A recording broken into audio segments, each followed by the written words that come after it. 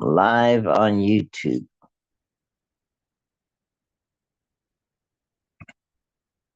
Mhm. Mm,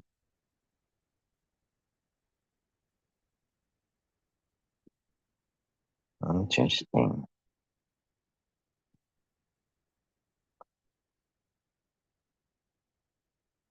Uh, why is this? Oh, I have to uh, change my. Let's see where am I? Here it is. Oh, there it is. Where? Mm, I should do it right.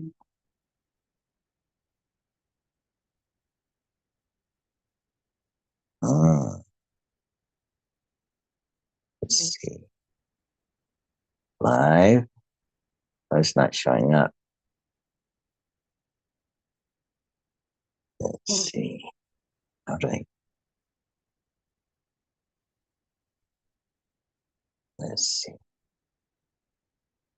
Oh well, it should work, but it's not showing up. Let's see if I go over here and close YouTube. What if I go like that? Okay, it shows up on my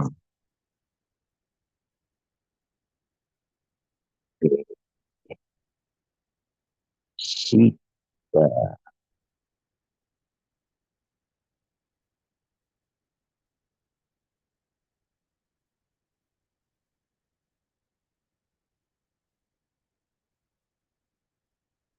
Where is uh,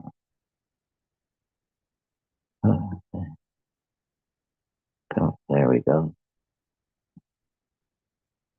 Let's see if I can. There we go. Where's the Peshitta Matthew? We may want to look it up. Okay. Anyway, I'd like to go over the question someone posed. Let's see. Yes, I could share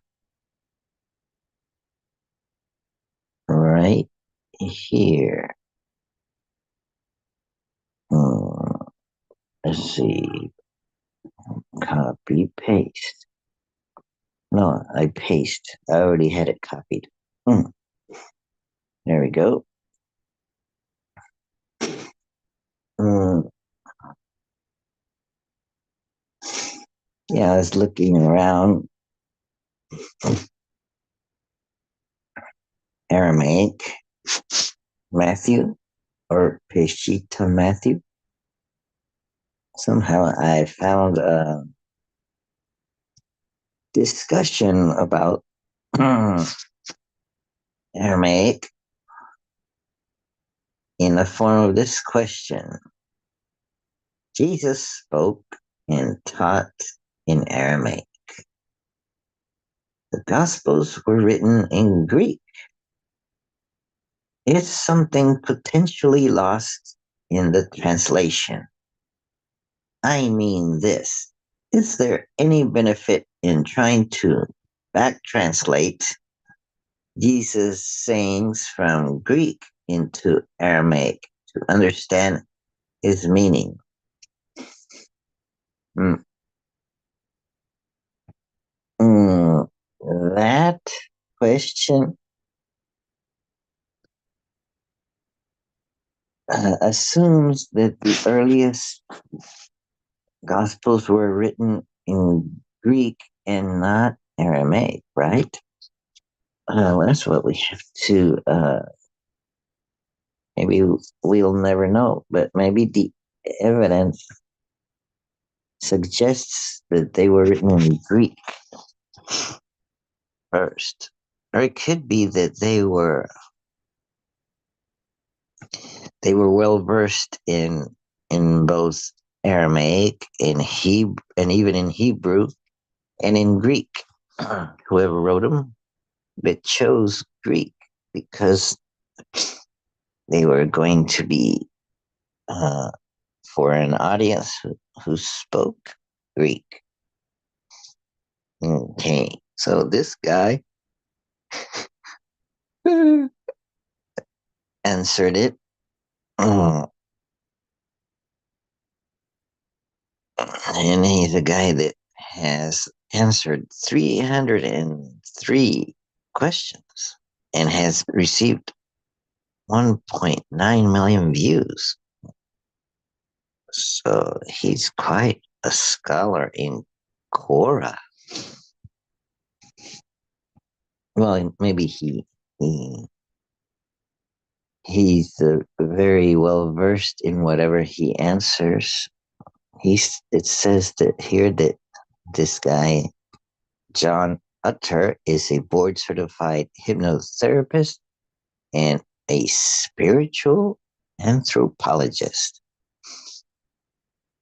And on November 24th of last year, I suppose, he wrote, and that's pretty recent, I would say. Today is January what, 2nd? Moving right along in the year 2024. Oh, I got 10% battery, so I better keep it plugged in. Charging. Right, forget. There we go. So, John Utter, spiritual anthropologist, answers the question by saying, I think so. He says, I've read two books by George Lamsa, who lived from 1892 to 1975, who was a native Aramaic speaker on this subject. And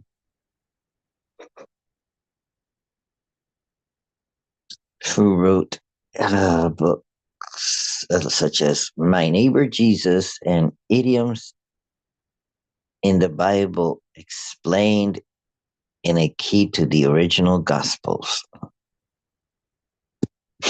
There are other interesting books on the subject by Neil Douglas Klotz. And one of my favorites is on the Beatitudes by Paul Meyer. So I want to find that book. Mm. So reading the above books has definitely changed the way I understand the Gospels. In my view, the Gospels have become more beautiful and they also make a lot more sense because of my small bit of research into their Aramaic roots. In reference to biblical idioms, an idiom is a line like, I'm a pickle. Idioms are not meant to be taken literally and will always sound weird to a foreigner. Lamsa says many lines in the gospel perplex Westerners simply because they don't understand the Aramaic idioms and customs. In addition, he says some Aramaic words have been confused in translation. Additionally, Lamsa thought the English translations of the Bible made Jesus appear much more fanatical than he actually was. Really? Yep, here are some examples from My Neighbor Jesus. They make a lot more sense when considering the Aramaic idioms and customs. So when it is said, I have eaten my body and drunk my blood. That's a Aramaic idiom, and it means I have worked hard.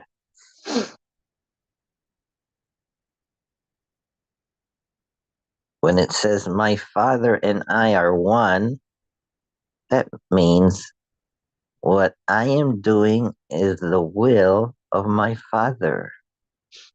In other words, my father and I are in agreement.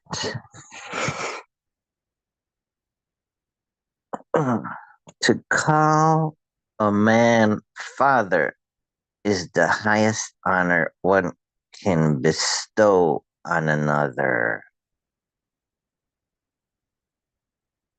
That's interesting.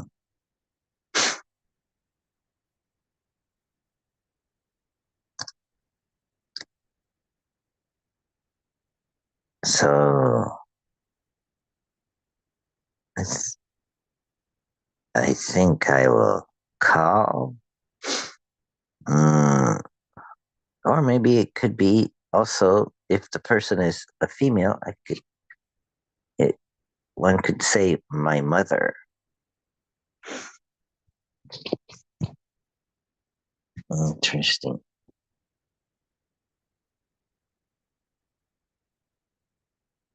I remember my mother my mother calling her daughters like in greeting them. She would say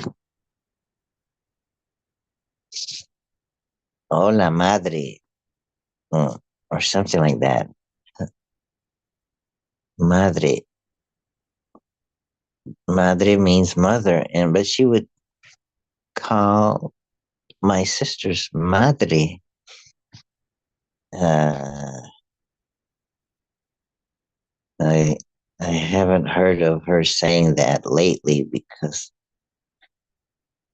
one of my sisters passed away some years ago, like 2018, and I do have a remaining sister, and she's taking care of my mother, but I don't think she calls her madre anymore. Or I haven't heard. I'll have to pay attention to see. I'm with them in these past few days. Hmm. Hmm. And let's see where else. Where was I? Yes, number three. To call a man father is the highest honor one can bestow on another. I was just applying that to a woman. Would a woman be called mother to bestow them a highest of honors?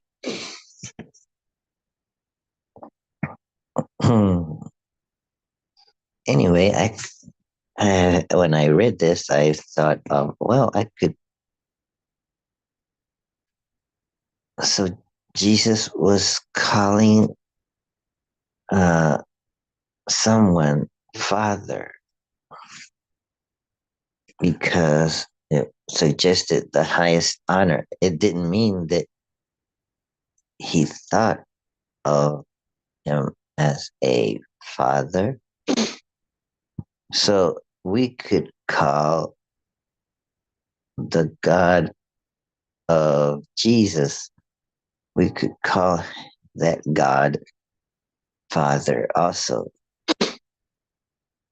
We could even call Jesus Father. We Buddhists could call the Buddha Father. In a sense, Buddhists do call the Buddha Father when one is on the Mahayana path. One is considered the sons, S-O-N, sons of the Buddha.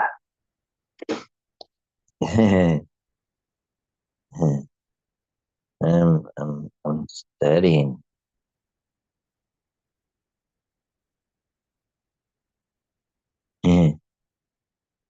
Um, let's see. Uh, let's see. Oh, where is that? Where am I? Okay, here I am. Mm, mm, okay. Mm, mm, mm, mm. Oh, wait a minute.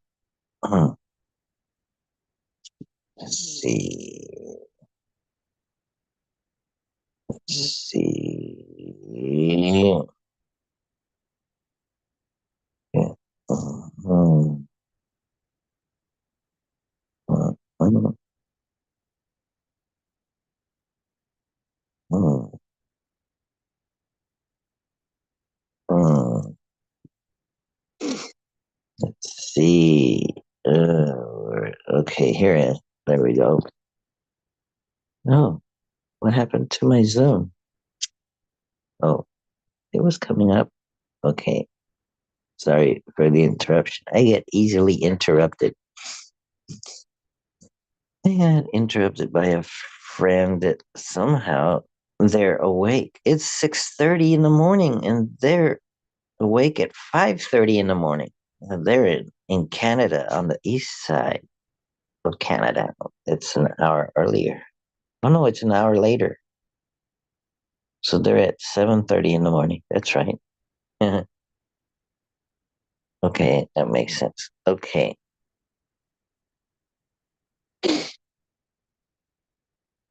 Mm, mm. I won't answer.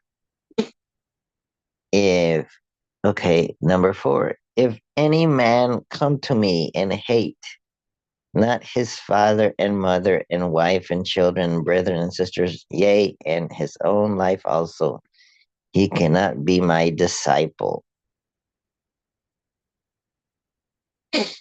The word hate is translated from the Aramaic word sane, which means to remove to one side or to make a lower priority. So that makes more sense. So because that's too fanatic, too extreme to think of hating one's father and mother and wife and children and brethren and sisters and yea, even his own life hating. So it makes more sense to think of it as m- removing to one side or making them of a lower priority. So you have to, when becoming a disciple of someone like of Jesus's category, one has, or like taking on becoming a student of a guru, one has to place everyone else in a lower priority, even oneself.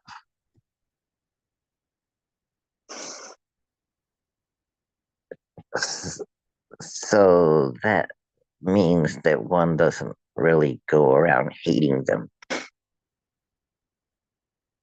Number five, Son of Man is a term used for mankind in general, to an individual male, to one whose identity is not known, or to distinguish human beings from animals. Son of Man.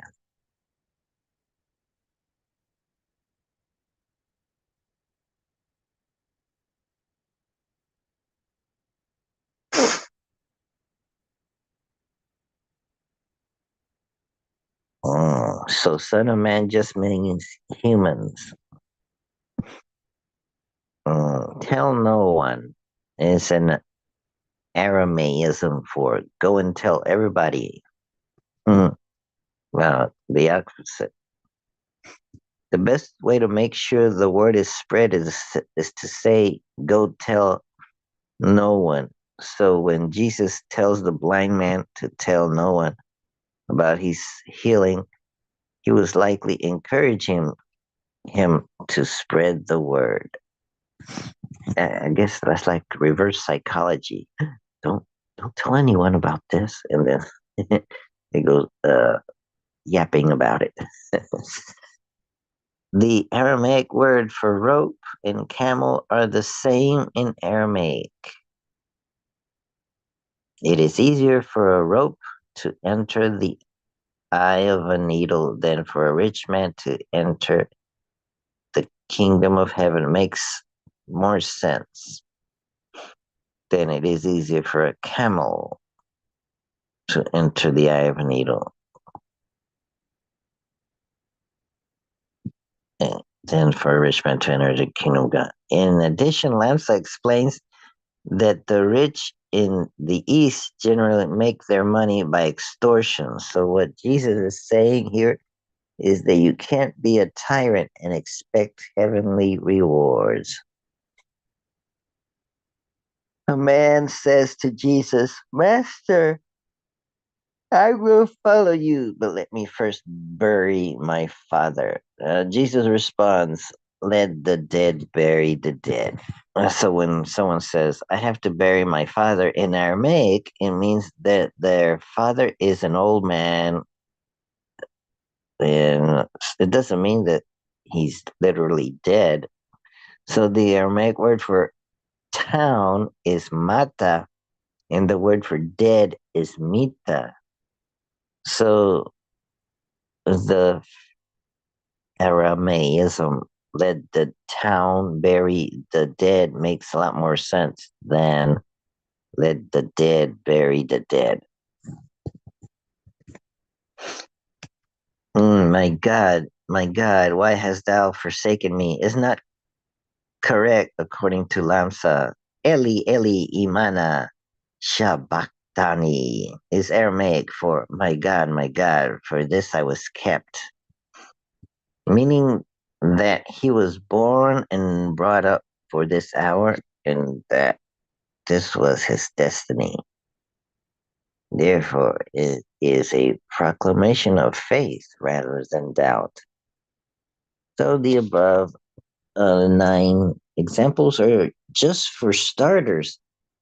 So I think you will find reading about the Aramaic roots of Jesus rewarding if you're willing to consider revising your current understanding of them. um, and then this other person by the name of Dale Richardson, a graduate of a divinity school of University of Chicago, 2 years ago wrote under this question, the Aramaic primacy argument goes one better. Since Jesus and his disciples spoke Aramaic, the Aramaic primacy argument claims that the Gospels were first written in Aramaic and then translated into Greek. The Peshitta is the Aramaic New Testament. Scholars point to certain passages that make more sense when the original language is Aramaic than and then translated into Greek, but sound more awkward when the original language is Greek, then translated into Aramaic. However, most biblical scholars are not convinced. Mm. And Caleb Woldemarian, who studied at Addis Ababa University 2 years ago, wrote this comment. Greek and Aramaic are far off in the language index. So while the essence is not lost in the Bible. The interpretations of certain words' semantic meaning might be controversial, but in my opinion, these are not many. While the thought of Jesus may not be lost, he probably meant while the teachings of Jesus may not be lost, the cultural context of the Jewish people is best understood through understanding their culture and their continuous struggle against neighboring tribes. 430 years of enslavement in Egypt, being invaded by the Palestinians, the Persians, and the Romans. However, the New Testament, unlike the Old Testament, is written to non Jewish people by the travels and teachings of the Apostle Paul. Mm, And Daryl O'Sullivan points out, in actual fact, Jesus was at least bilingual, Hebrew and Aramaic, very similar languages as shown by comparing Matthew 27:46 and Mark 15:34. The evidence in the Bible clearly demonstrates that Jesus spoke Hebrew and that Hebrew was spoken by the people of the day. Jesus spoke Hebrew when he addressed Saul on the road to Damascus, Acts 26:14. When Paul addressed the crowd in the temple, he spoke Hebrew, Acts 21:10. This widespread usage of Hebrew is further demonstrated by the languages of the inscription on the cross, Greek, Latin, and Hebrew, Luke 23:38. In the providence of God, the New Testament was written in Greek, not Hebrew, because the new covenant was for the whole world. Thus, the global trade language of the day was utilized, i.e., Greek and not Hebrew. The very words are inspired by the Holy Spirit, and thus nothing was lost. And Mark Anacreon, who has a Master's of Arts in Classics, college major, and philosophy, wrote, "This sounds like such a good check on what Jesus might or might not have said that I can't believe some bright theologian hasn't already tried it. I can certainly remember reading that the sentence, I am the way, the truth, and the life, can't be said in a natural way in Aramaic, but maybe someone who knows the language could confirm or deny this." And Julie Vaux uh, says there's already an Aramaic Bible called the Peshitta, and it is not a back translation. We'll have to see about that. If Jesus spoke Aramaic, why is the New Testament in Greek? That's a related question. The issue in this question is not the epistles, which were sent to Greek speaking Christians and were therefore necessarily written in Greek, but why the Gospels were written in Greek.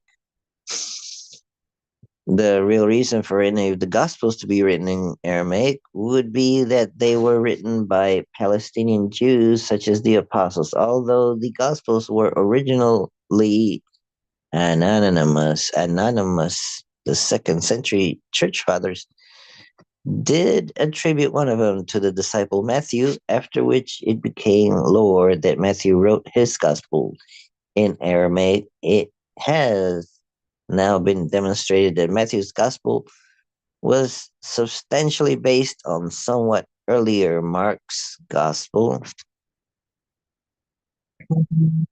Oh boy.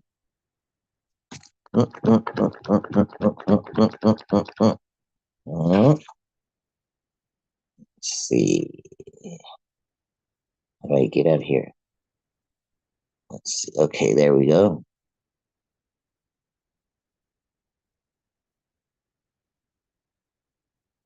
Yeah. And so, yeah, I was reading that it has now been demonstrated that Matthew's gospel was substantially based on somewhat earlier Mark's gospel, and that many verses are identical in the Greek language, which means that that Matthew was written in Greek, not Aramaic, and that its author was not an eyewitness to the mission of Jesus. That Matthew was originally no, that Matthew was originally written in Greek is confirmed by the author's use of the Greek Septuagint rather than the Hebrew scriptures for his Old Testament references. So I'm thinking that Matthew had a Greek Old Testament in hand or had memorized it or an old an Old Testament in Greek. Maybe he had both a Greek Old Testament in the form of the Septuagint and a Hebrew Old Testament.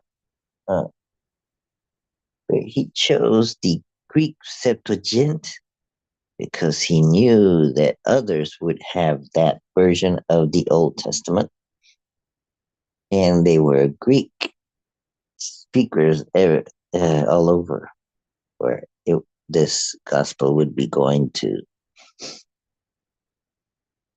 So writing the Gospels in Greek meant they had a bigger audience because Greek was the lingua franca of the Eastern Mediterranean region. It is also probable that even by the time Mark was written, around 70 CE, most Christians were not non Jews, and this would certainly have been the case when the later Gospels were written.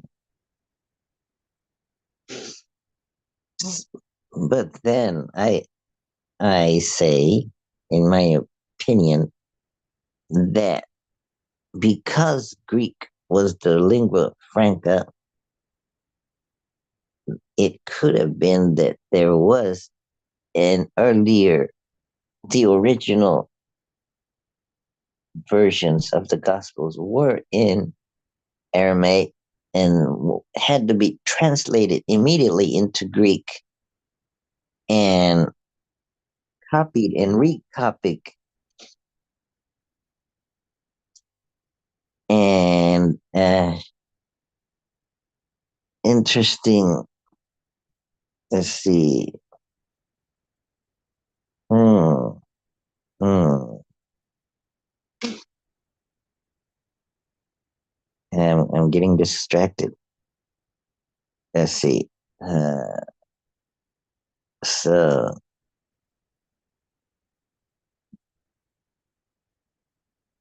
well, this author has answered 29.7 questions, 29.7 thousand questions.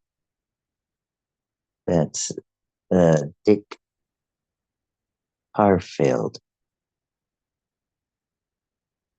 So there's people that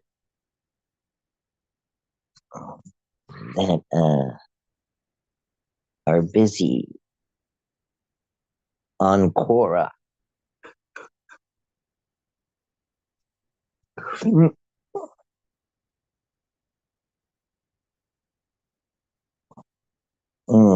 Does the fact that Jesus spoke in Aramaic and then it was translated to Greek and then English mean that there are two stages in which something could have been lost in translation? Clarify. Something could have been lost in translation. Have you ever translated from language to another? Something is almost always lost. English just doesn't have the expressions I commonly use in my native Afrikaans and vice versa. Can I give the basic meaning of what I am meaning in English? Yes, I yes. Can I do it accurately? Yes. Is something lost in the process? Most of the time, yes. And the interesting thing is that the Hebrew, they are they were fairly similar, like Latin languages today. Idioms can still be seen sometimes in the English, even with the Greek step in between, although probably not seen by you as an English speaker unless you know some Hebrew Aramaic. And in the Gospels, we are fortunate that we have four of them with the same events, often recorded in more than one of them. So we can compare the text and often easily see where there have been a different translation of the same original words. Of course, memory, different viewpoints, and a more direct versus a more free translation will also account for some differences. As far as copies, leaving things out or adding things, we have enough different copies to find and correct those copying errors. Much easier for the New Testament because the number of copies that for are there than for any other ancient document. It is very unlikely that two copies using a similar original text would both make the same mistake in the same place. So if one made a mistake and there are enough other manuscripts, it is quite clear to see which ones were mistaken. There are a very few exceptions where this is not so easy. That is when the manuscripts are divided about 50-50. The whole field of text criticism exists exactly for this purpose. So, why was the New Testament written in Greek when Jesus spoke Aramaic? Because although Jesus probably spoke Aramaic, the Gospels were not written down by Jesus or by others during the Jesus' time. Greek was the language of the scholarship during the years of the composition of the New Testament from 50 to 100 AD. So the New Testament authors wrote in Greek. They did not, however, use really high class or classical Greek, but a very common and everyday type of Greek called Koine Greek, the common dialect from 300 BC to 300 AD. There are several Greek language versions of the New Testament that approximate the original form of the New Testament books in Greek. Around 300 BC, a translation of the Old Testament from Hebrew into Greek was undertaken. It was completed around 200 BC. Gradually, this Greek translation of the Old Testament, called the Septuagint, came into widespread use and is the version most people use today. The fact that the Gospels were written in a widely spoken Koine Greek is probably what helped the spread of Christian teachings beyond their initial birthplace. Hmm. Apparently, uh, Chuck. Oh, that was what I read. Well, I should mention who read it. Who wrote it? Wendy Ayers. That's a related question. Who studied history in Great Britain? Wrote 5 years ago what I just read. That this portion here, the related. It was a related question. Why was the New Testament written in Greek when Jesus spoke Aramaic? So Wendy answered it in mm, 5 paragraphs or so. And I guess Chuck Marb uh, also answers that. Same question. Let's see if that's correct. Is it referencing to why was the New Testament written in Greek when Jesus spoke Aramaic? And I think this is a very good question as the New Testament comes down to us in Greek. Apparently, they were trying to put all the Jewish way of thinking about Christ into the Greek language. They did a great job being God breathed, and I get the message myself, but I think trying to back translate would be like carrying a bucket of water with holes in it across the street. It's leaking, but if you cross the street again, you're going to lose more. That's good. How did the uneducated apostles of Jesus write Gospels in Greek? Let's take the traditional ascriptions at face value and see if they make sense. So Matthew was a Jewish tax collector from Galilee. We're not told which bit of Galilee he was from. Some bits were Greek speaking and others were Aramaic speaking. As a tax collector, he needed to work fairly close with Roman officials who mostly spoke Greek in Israel in that period. Likelihood of being able to write Greek is high. Now, Mark was also a Jew, probably from Jerusalem, but was only a teenager at the time of Jesus' death. He later became an assistant to various major figures, Peter, Paul, Barnabas, before apparently becoming bishop of Greek speaking Alexandria. Wow, there are two striking things about Mark's gospel. One is that Mark is said to have been a ghostwriter, editor for Peter, while Peter was in Rome. That fits well. Peter said that he needed help from Silas to write his first letter, Peter 1 Peter 5:12.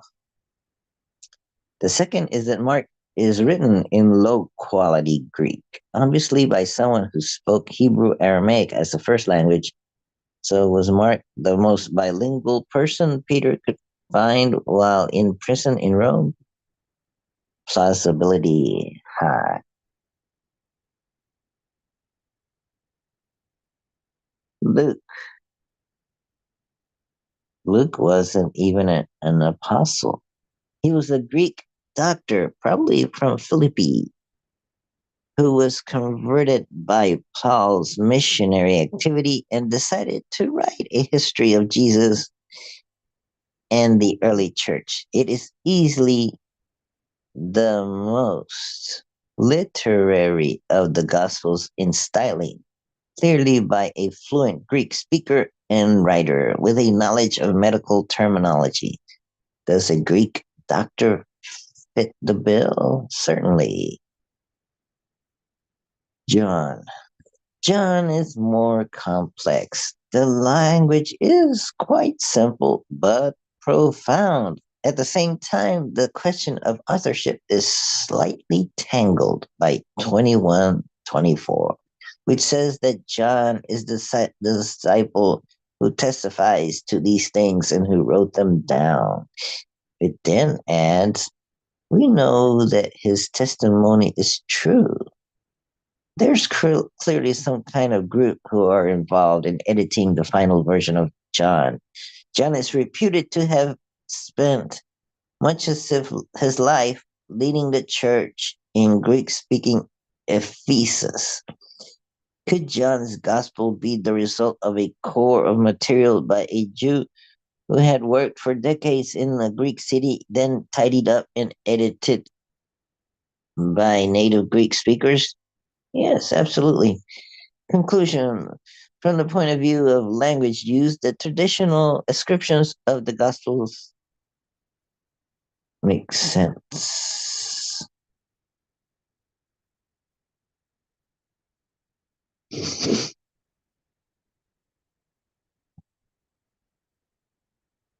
Huh? Now, so what I just read was by John Alistair, who has a BA in theology, University of Oxford, graduated in 2008, and has authored 524 answers and has had 839.9 thousand views. 830,000 point. In other words, 830,900 views. But and now let's look at Dion Houston, Senior, Presbyterian elder, Sunday school teacher, who answers a related question. Which translation of the New Testament came first, the Aramaic translation or the Greek translation? Which one should I follow? Does it mean one's wrong and one's right? Originally answered, which translation of the New Testament came first, the Aramaic translation or the Greek translation? Which one should I follow? Doesn't mean one's wrong and one's right. A better question is, what were the books of the New Testament originally written in? And that would be Greek. What? I'm going through the Presbyterian process to be ordained as pastor, and part of the education for that is studying Koine Greek for a few classes. The reason for that is, as you would imagine, to better understand the actual words, not translations that we have. My encouragement to you is, if you have the aptitude and motivation to learn Greek, do so. There are probably classes at a local Christian college. If it is anything at all like what I'm currently getting out of Hebrew, you would be very much blessed. If not, most translations in modern English use many Greek manuscripts in their translations, and you can be assured that they are generally reliable. However, every translation has a different philosophy, and it's good to understand what that is. So, translations like the New International Version, for example, are less literal, perhaps more readable. Translations like the English Standard Version seek uh, more for a word translation. The King James Version is pretty word for word, but older English. The message is paraphrased in modern language. So let me know what you end up doing. Reading in the original languages is pretty awesome. Why did Jesus speak Aramaic and not Greek or Roman? Because Aramaic was the regional language that was broadly spoken by the people of Israel, Galilee, Samaria, and the Decapolis. Greek was the lingua franca, trade language of the time, as well as the scholarly language of the early Roman Empire, but the Greeks were not much loved in Israel. See Maccabees.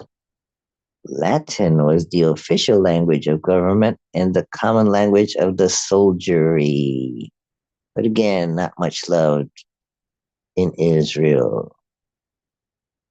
For Roman conquerors, as the repeated zealot uprisings attest. Jesus, even in his humanity, probably understood a fair amount of all three languages, as well as Hebrew, the sacred language, but most likely spoke and preached in Aramaic. Hmm. That was answered by Christopher Nowak, former seminarian. Why was the New Testament written in Greek if Jesus and his followers spoke a completely different language? Greek was the dominant language in the eastern part of the Roman Empire. In fact, the conversation between Jesus and Pilate was probably in Greek. Up until the time of Julius Caesar, educated upper class Romans spoke Greek to each other, thinking Latin was an inferior language. So, did Jesus speak Greek in his teaching? Unless he was speaking to a Greek speaking Gentile, there was no reason an Aramaic speaking Jew or his apostles should speak Greek. In fact, for many Jews of the time, they felt contaminated by even the Greek words. They would not speak them and would prefer to eat swine than to have a Greek word in their mouth. Even in scriptures translated into Greek, the figures of speech and structure of Aramaic remained. That was Eugene Mormon, who has who is uh, bachelor's in theology, maybe PhD program in theology, Cyprus Bible College. I guess the three dots would mean did. Uh, so another question: did Jesus speak Greek, Aramaic, or Latin? Judging by the accounts of the Gospels, he spoke Aramaic and Koine Greek. Aramaic would have been his native language, and Greek the language of trade. He seems to have no issues in communicating with non Jews who would have used Greek as the lingua franca in eastern half of the Roman Empire. It is possible that he also spoke language, but Latin, but I would say the narrative implies that he didn't. If he had spoken Latin to Pilate, it is unlikely that the conversation would have survived, as you would not expect that more than a couple of people present spoke any Latin, and there is a halting quality to it. Oh, as if neither man was speaking his native language. I'd also bet money that Jesus could read Hebrew, but he wouldn't have had occasion to speak it outside reading aloud from the Torah.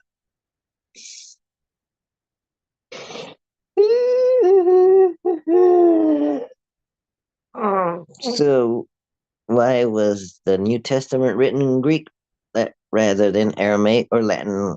So, Dimitrios Misos has a good answer here already for why Greek as the language of the empire would be a natural choice.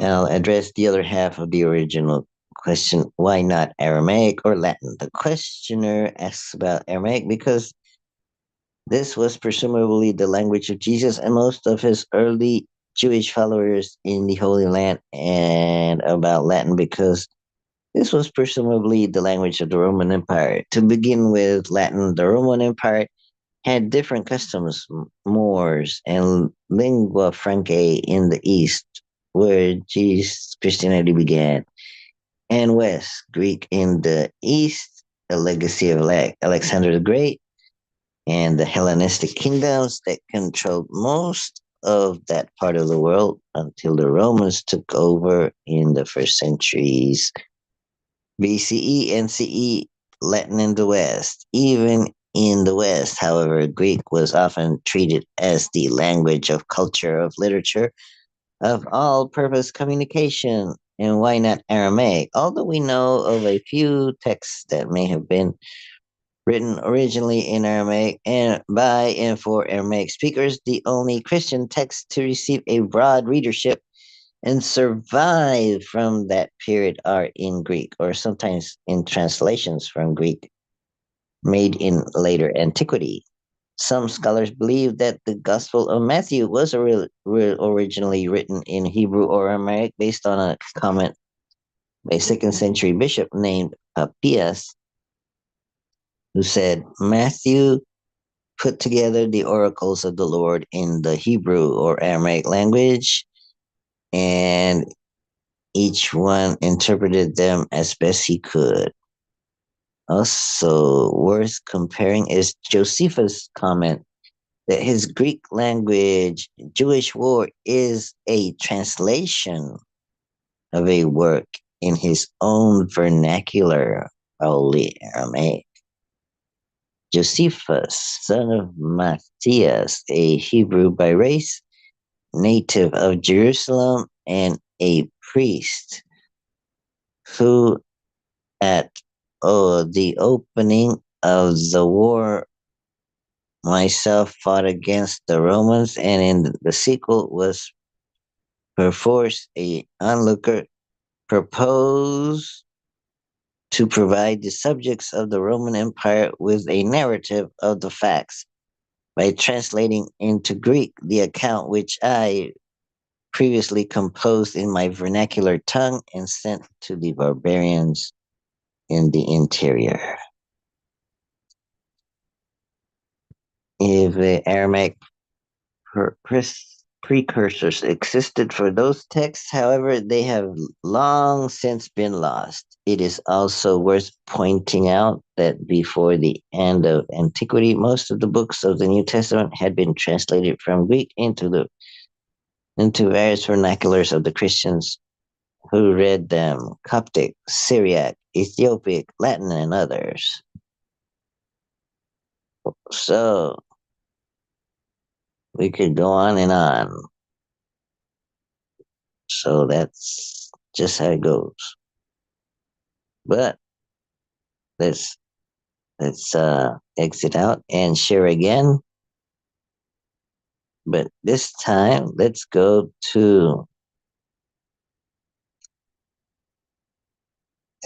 instead. Let's go go to Bing.com. Let's see what we get here. So let's go to right page. Oh, let's see if we can find something on this guy. Uh, hmm, the Beatitudes. Hmm,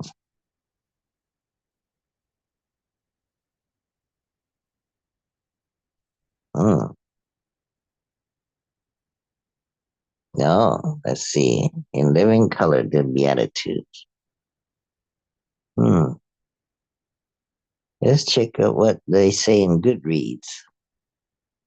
The In living color, the Beatitudes by Paul Meyer.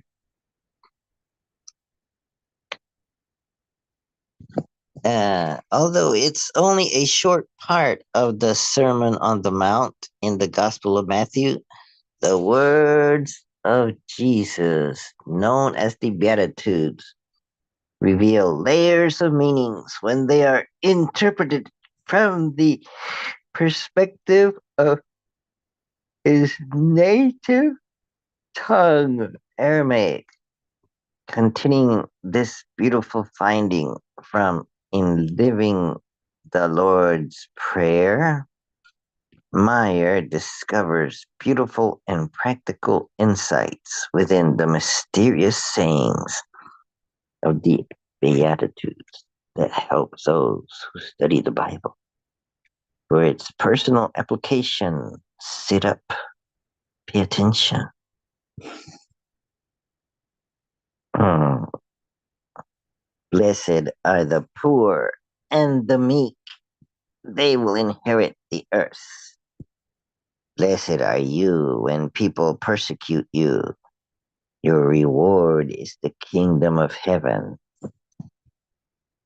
Has anyone ever convinced you it's to your advantage to be poor, meek, or persecuted?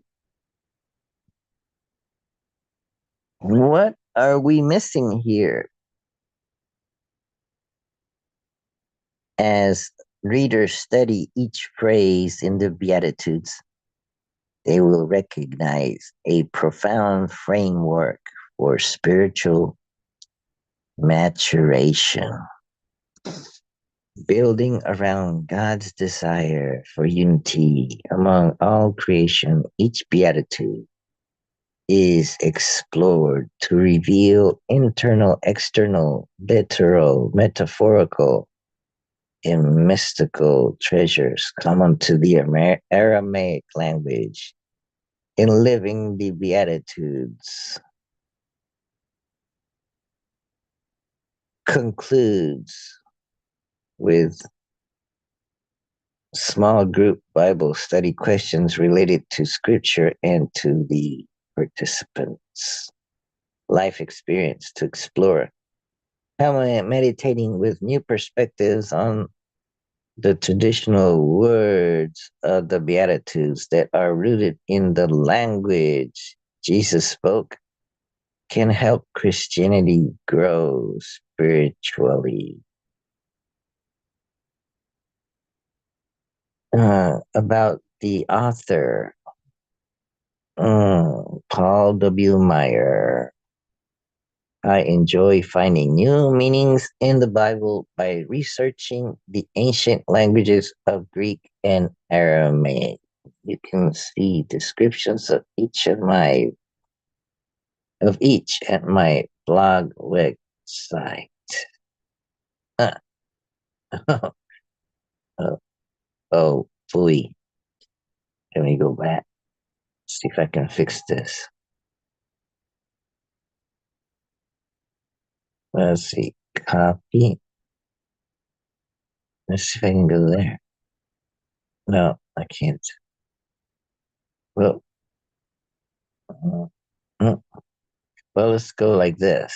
Let's go share and then go there and then go there and then go over there. There we go. There we go. Huh? It didn't work. That's weird.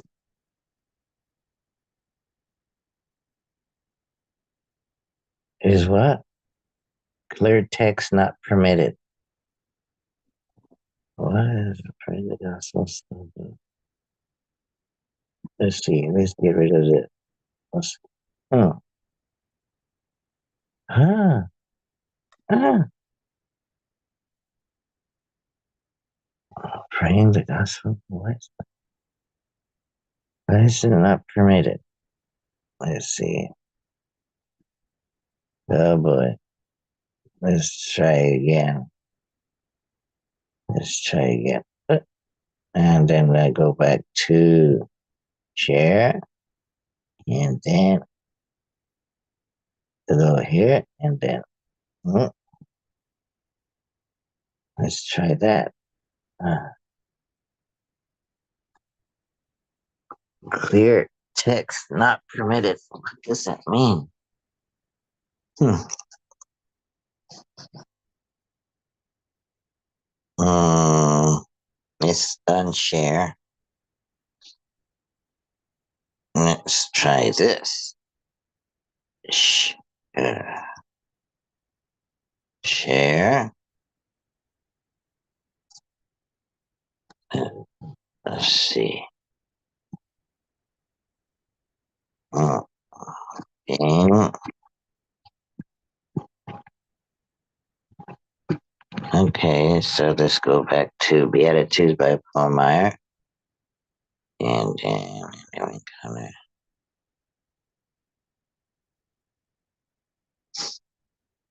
oh, and let's go to Amazon. Now let's go back to this one. So this one was in living colors. So I read this already. Wait a minute. This I read all this, and then I was reading this, and so there's something wrong with that link. The prayingthegospels.com. Something. I don't know. Oh, I maybe there it needs an S.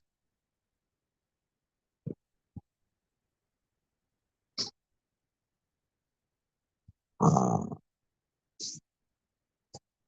let's see if I go like this.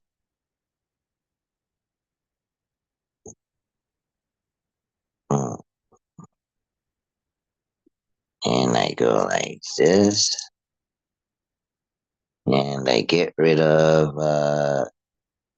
this. See what happens.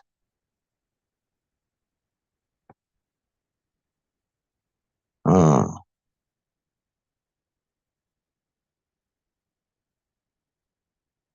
mm.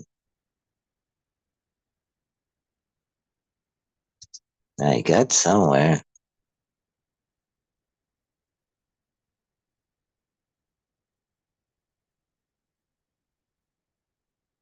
Praying the Gospels.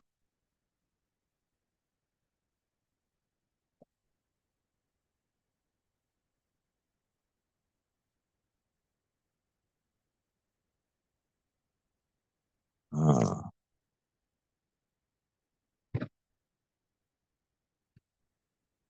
20 prayers and Bible verses for the dead. Mm.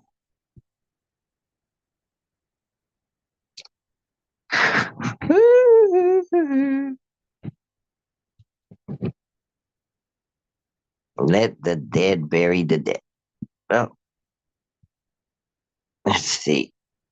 Anyway, let's go. Mm.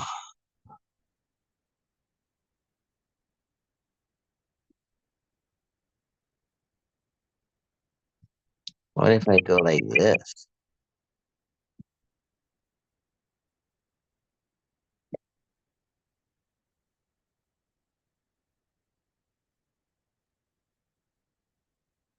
No, it didn't work. Let's see. What if I go like this? No, let's see.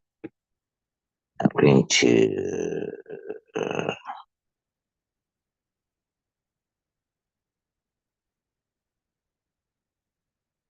yeah, let's go. Let's see. I think what happened was is that this needed an S.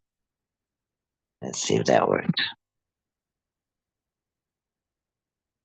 Oh, no, that page is not available. Oh, so something's wrong with that link. So let's go back to where, uh, let's go back to Bing.com.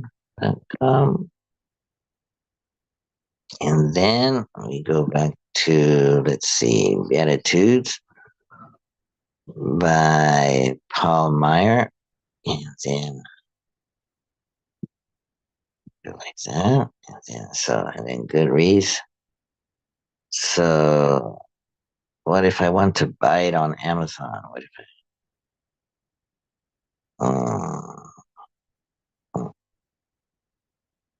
want to read? Continue with Amazon. Hmm, let's see. Uh, let's see. See if I can sign in. Oh, hmm. Where's the praying the Beatitude? Oh, what is this? How come it didn't take me to Amazon? Hmm. Let's see if I can. Is there a, is there a? Oh, here it is. So you can go like this and go like that, and then go like this, then go like that. The Beatitudes.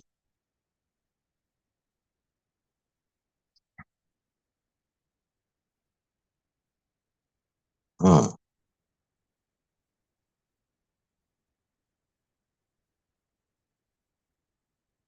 maybe this is one I should read. Maybe I should buy it on Amazon.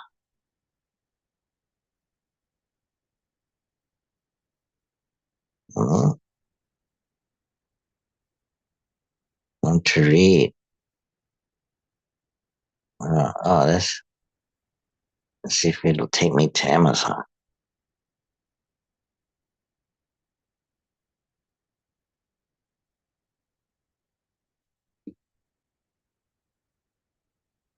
Mm, mm, mm, mm. Let's go back. Can I go back? Mm, mm. What's this? What's it say? Let's click. Mm. Let's see if I can find the Beatitudes by Paul. The Beatitudes by Paul.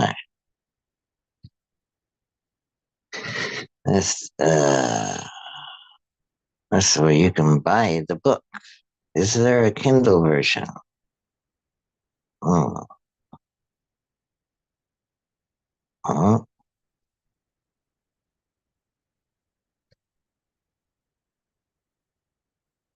It's am I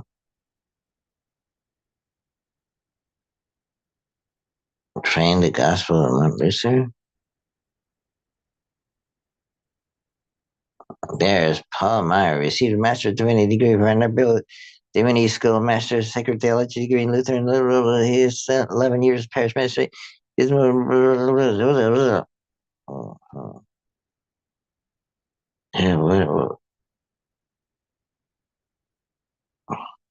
how come my Amazon is in Spanish? And where can I find his books? There they are. How come with Martin Luther?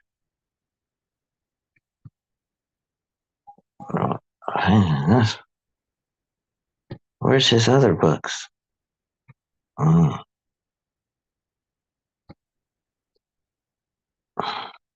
the Beatitudes.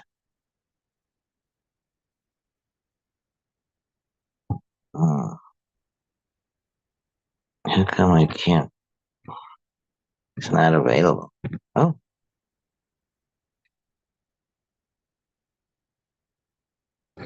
for those who've been mystified by paradoxical teachings of Jesus in the Beatitudes, this book can provide some answers. Each beatitude is explored to reveal internal, external, literal, metaphorical, and mystical treasures common to the Aramaic language. Few have researched Jesus' native language to find answers. The wisdom of Jesus' teachings will make a lot of more sense. Here's what you'll discover. Translation from one language to another requires greater flexibility than simply changing one word for another. The poetic and mystical nature of Aramaic invites greater exploration at body, mind, and spirit in each beatitude. To be blessed means more than having positive things happen to you. Yeah, heaven and earth are metaphors that apply to your life today. Mourning, mourning means much more than loss of a loved one and leads to you to redefine who you are. Meekness is a trait that indicates greater self control and strength than most would think. The reality of following Jesus stimulates actions, prompting responses that these attached that those attached to the world may not consider blessed, and so much more.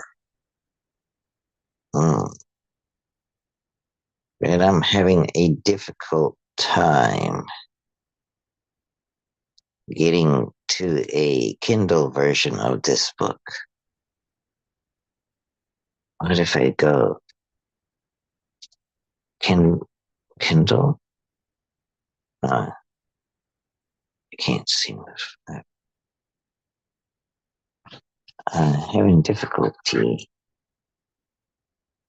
Hmm. So it's not available at this time. Hmm. I can add it to my wish list. There we go. So, but there's other words. Oh, this one.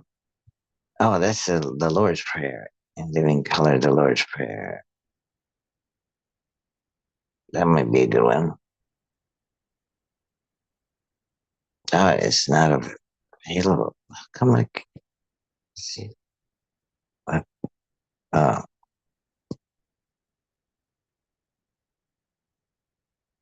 mm,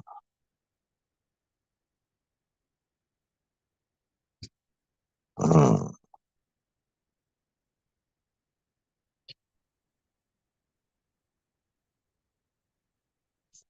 So this book can be found in Kindle. This one. But how do I switch to Kindle? Maybe I have to.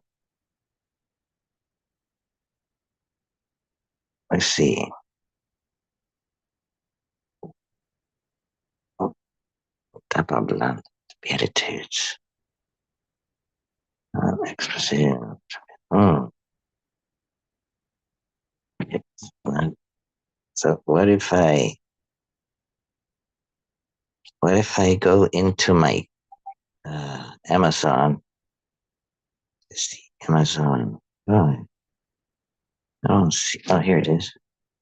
What if I go into Amazon app and type in uh, Beatitudes by Paul Meyer? Let's see if I can find it that way. No. Hmm. It looks the same.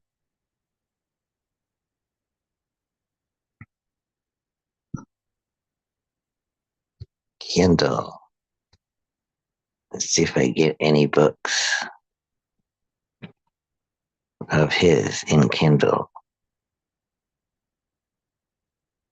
In color, Lord's Prayer, in heaven, in heaven, Beatitudes, Tabapanda. Mm, no. Well, what about the Peshitta New Testament? Hmm. Peshitta New Testament. Agape in the New Testament. Uh-huh. May Peshitta New Testament. Oh, oh,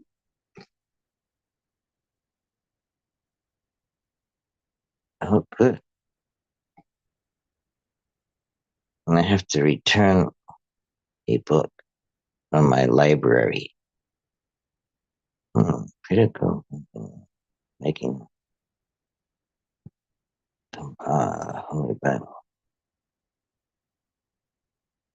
The physics of consciousness. Ah, interesting books. Oh, Hebrew letters. Oh,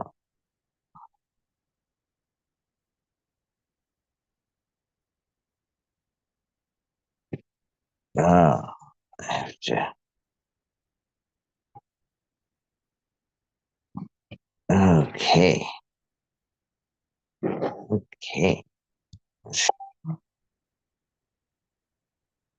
So, how do I do this?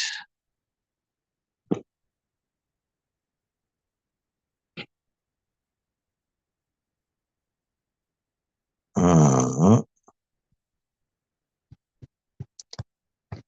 Matthew chapter 5.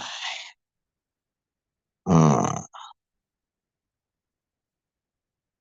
there we are.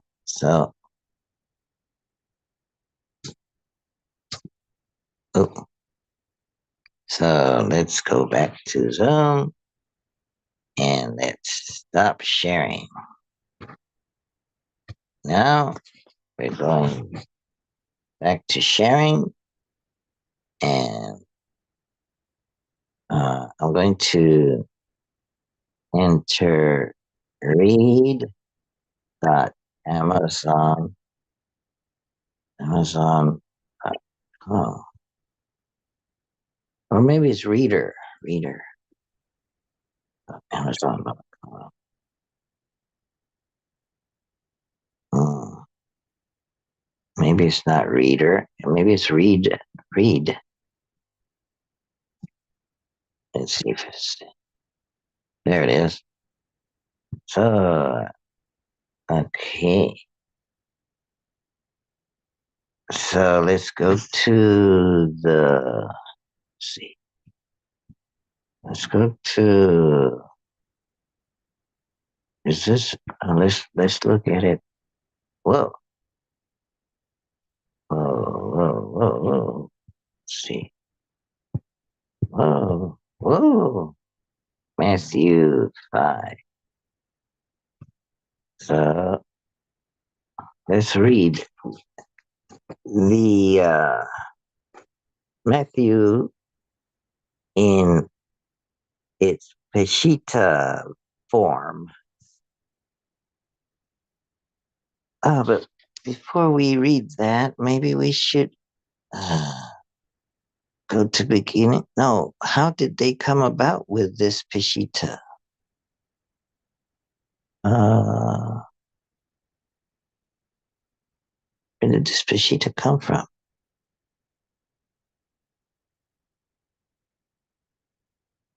Hmm.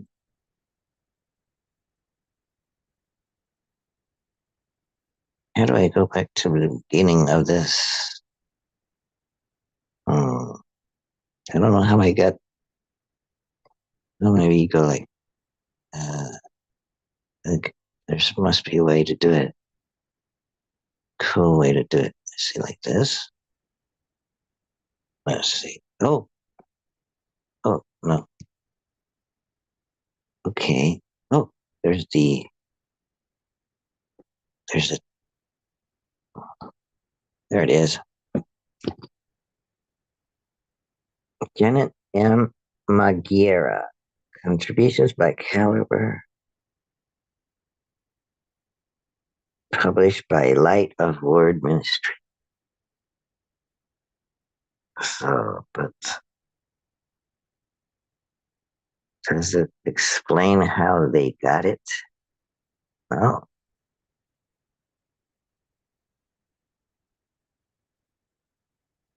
Messianic version.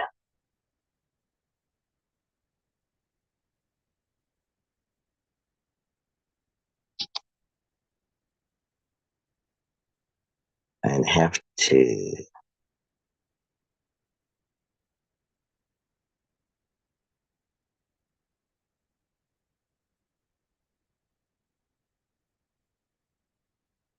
I'm gonna see if I can copy all this.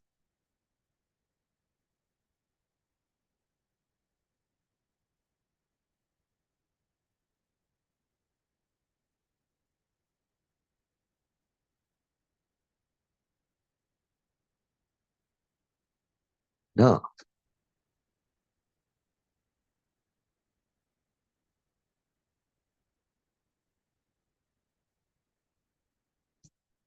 Oh, I'm trying to copy all this.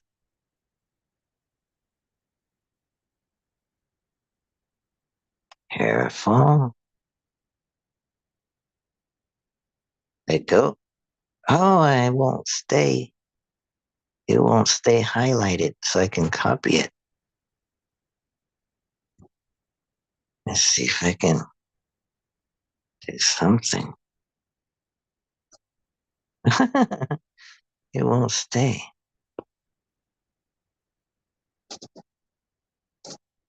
Oh,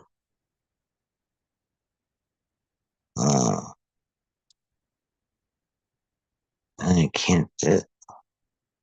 I'll take a screenshot and look it up later. So I'm going to go to Matthew 5.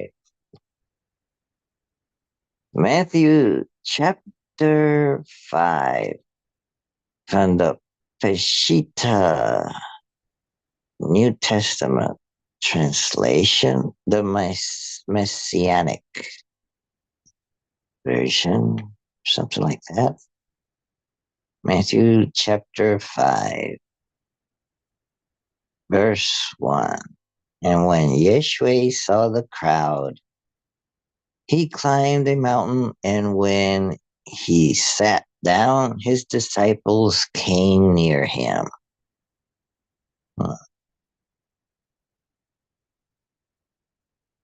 So, right there, what what happened to the crowd?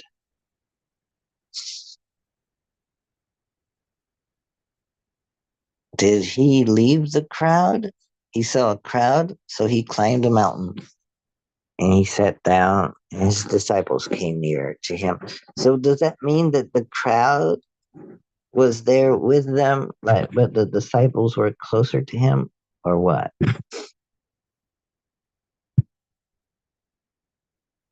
Anyway, that's the first verse.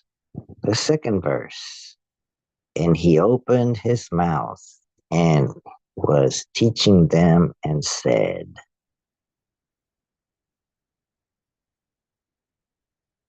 Blessed are the poor in spirit, because theirs is the kingdom of heaven. Blessed are the mourners, because they will be comforted. Blessed are the meek, because they will inherit the earth. So those are the first 5 verses, or actually the first 4 sayings. No, the first 3 sayings of the Beatitudes. The first 3 are blessed are the poor in spirit, because theirs is the kingdom of heaven. Blessed are the mourners, because they will be comforted. Blessed are the meek, because they will inherit the earth. That's the first 3 of the Beatitudes. So let's see. Kingdom of heaven, comforted, inherit the earth. Poor in spirit, mourners, meek. Okay, then the verse 6, or the fourth of the Beatitudes, is blessed are those who hunger and thirst for uprightness, because they will be satisfied.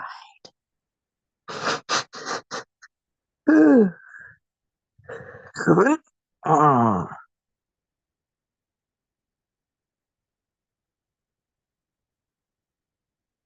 oh,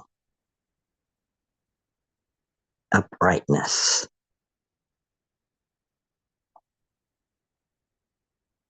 Uprightness.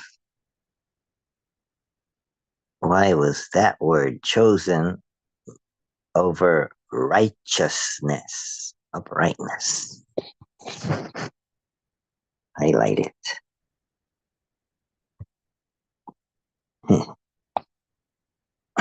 I guess in my Fundo app, I should be able to do better uh, highlighting, I think.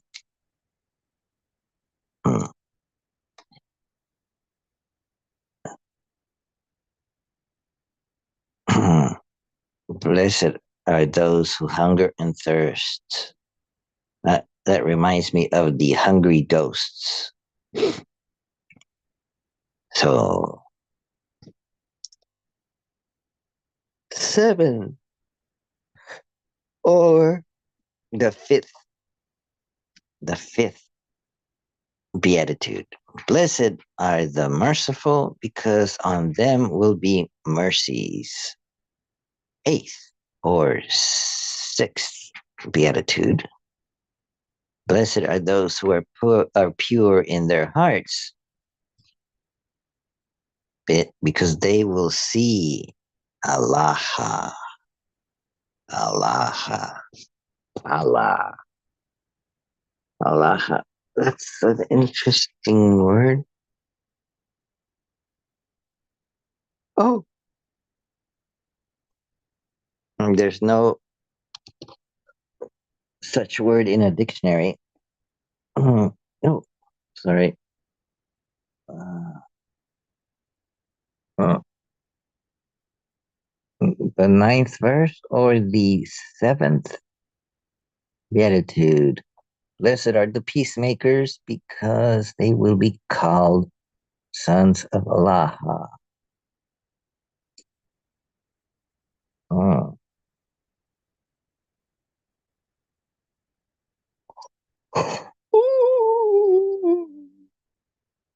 Hmm.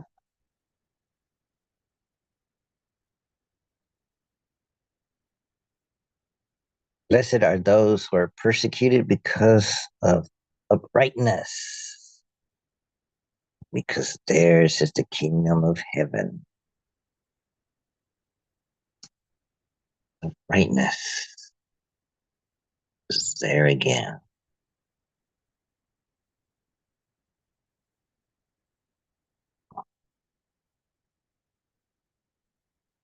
Eleven.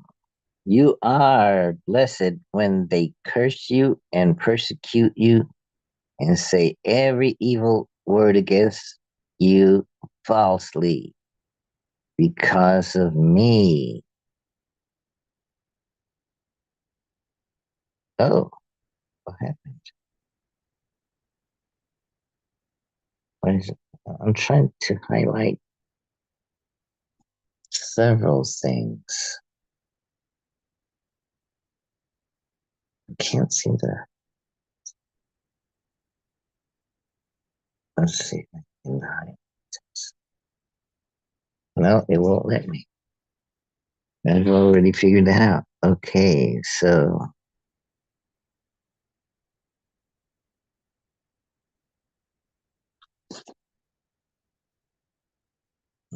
maybe what I have to do is, uh, can you highlight 11? Orange means the whole verse. Okay, so 12. Then rejoice and be glad, because your reward is great in heaven. For they shall persecute. For no. Then rejoice and be glad, because your reward is great in heaven. For so they persecuted the prophets who were before you.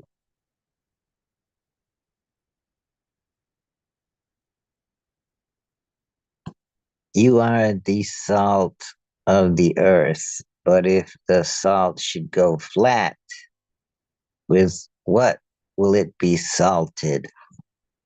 It is not fit for anything but to be thrown outside and be trampled on by man.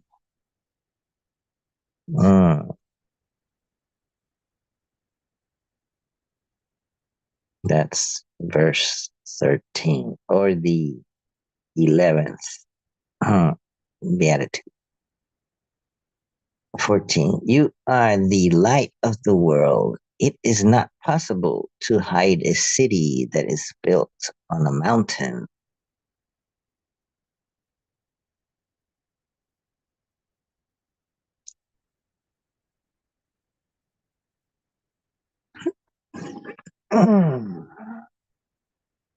That is Mysterious.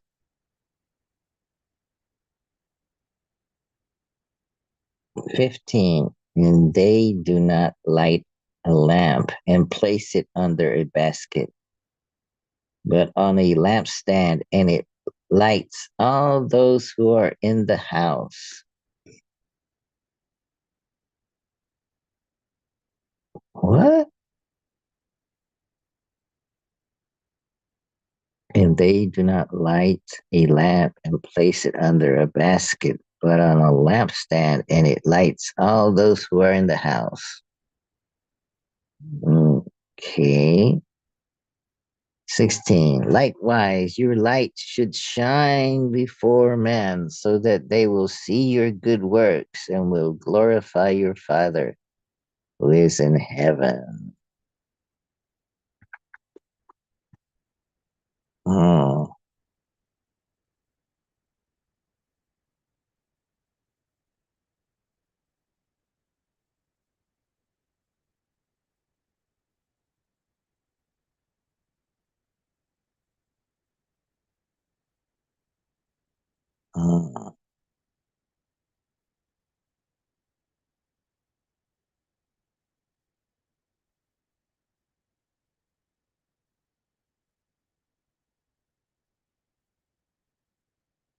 17. Do not think that I have come to change the Namusa or the prophets. What? What? What? What's that? I can't even highlight it.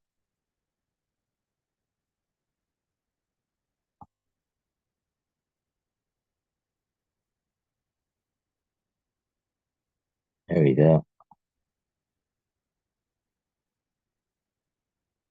I guess that the Namusa is the scriptures, the Torah or some, or the law.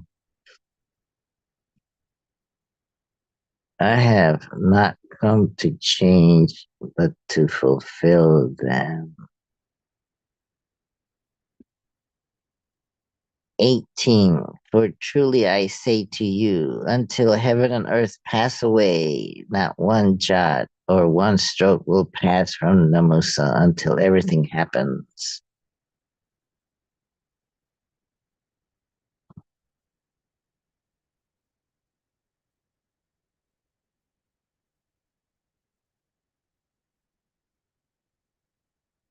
Therefore, whoever changes one jot of these small commandments and will teach so to man will be called little in the kingdom of heaven. But all who will do and teach this Namusa will be called great in the kingdom of heaven. For I say to you, unless your uprightness exceeds that of the Safri and the Perishi,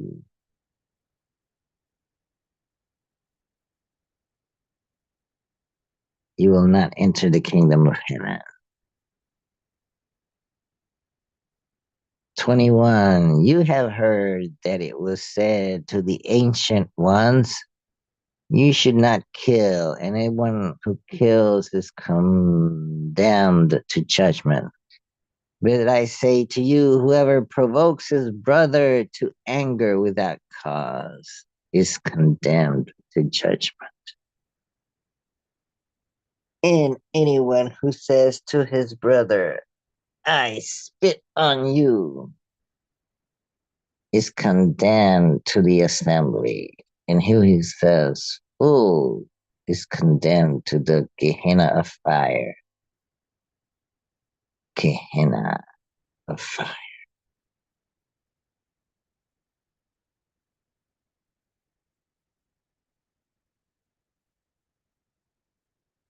If therefore you offer your offering on the altar, and there you remember that your brother holds a certain grudge against you, leave your offering there before the altar.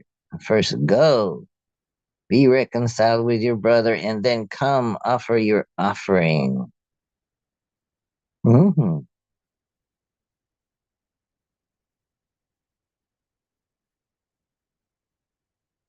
Mm. Offer your offering.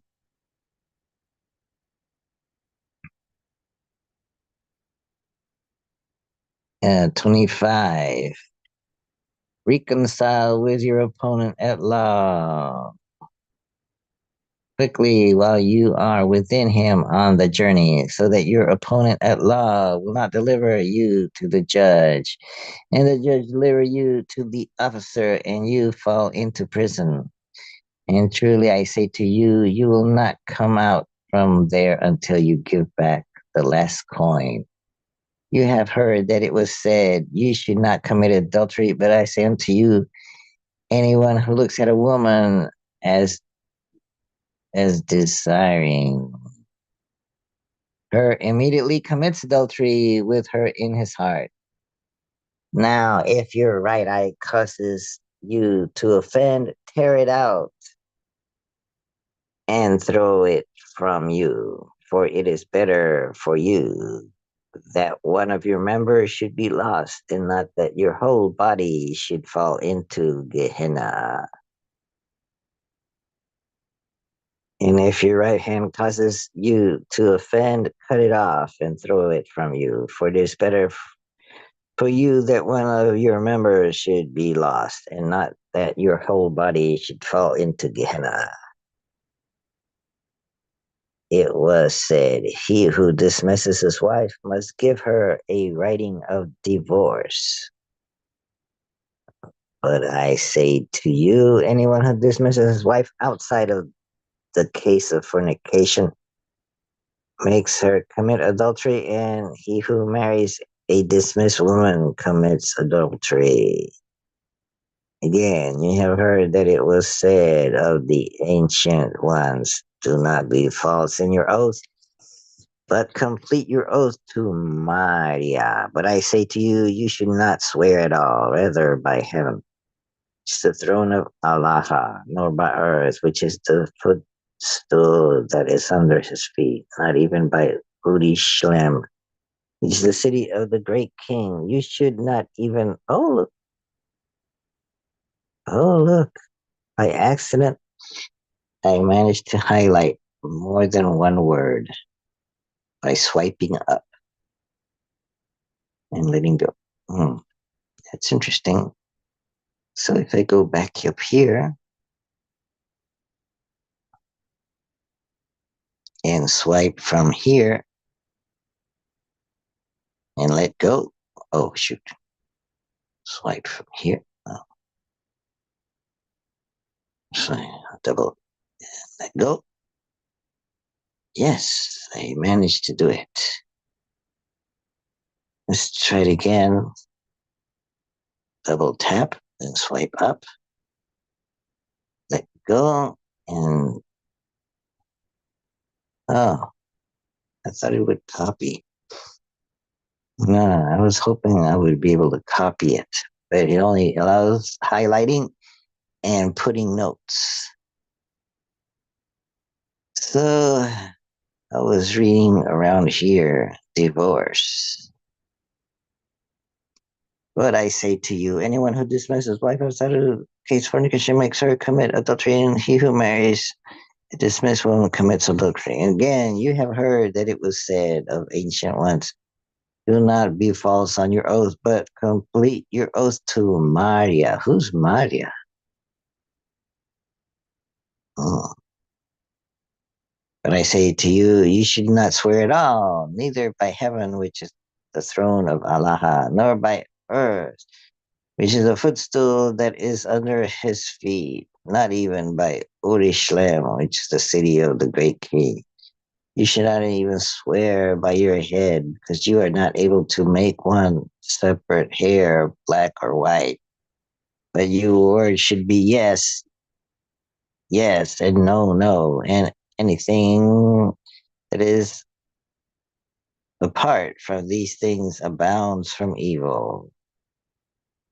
You have heard it that it was said, eye for an eye, tooth for a tooth. But I say to you, you should not oppose an evil one, but he who strikes you on your right cheek, turn to him the other also. And he who wants to go to court with you and to take your coat, give him your cloak also.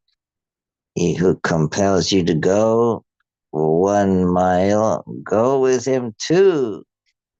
Whoever asks you, give to him, and he who wants to borrow from you, you should not refuse him. You have heard that it was said, love your neighbor and hate your enemy. But I say to you, love your enemies and bless those who curse you, and do that which is pleasing to him who hates you, and prays for those who take you by force and persecute you, so that you may be the sons of your Father who is in heaven, who causes his son, S-U-N, to rise on the good and on the bad, and causes his rain to come down on the upright and on the wicked.